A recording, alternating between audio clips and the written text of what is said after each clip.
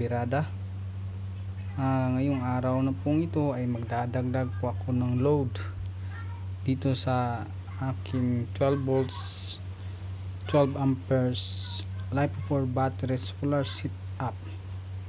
Bukod sa napapagana nito ang ceiling fan namin na 12 volts sa umaga at sa madaling araw, papagana rin ng setup na ito ang isang USB killer lamp na nagsisilbing ilaw namin pag kami ay natutulog, at itong series lights na 5 volts sa labas na siyang nagliliwanag sa aming harapan sa labas tuwing kami ay natutulog na, kasi pinapatay ko ang mga bulb sa labas na 12 volts para hindi naman masyadong aksaya kasi natutulog na naman kami.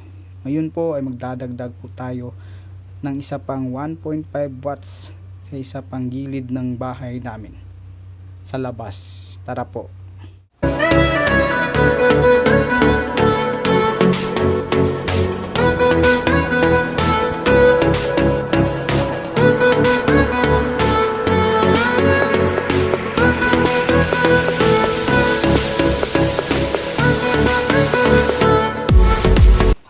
At ayan na po mga kabirada, nagliwanag na ang bulb na ilagay natin kanina na isang 1.5 watts 12 volts. Ngayon po ay ang apat na gilid ng aming bahay ay meron na pong mga ilaw, tatlong 1.5 watts bulb dito sa harapan, isang gilid at isang 3 watts dun po malapit sa aming dirty kitchen.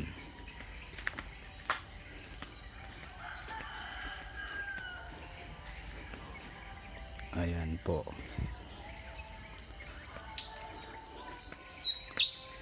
Paghanap po ito, ang apat na bulb na ito, ng 12 amperes na LiFePort battery. Maraming salamat po sa panunood. Sana po ay meron po akong magandang ideya na naibahagi sa inyo mga kabirada.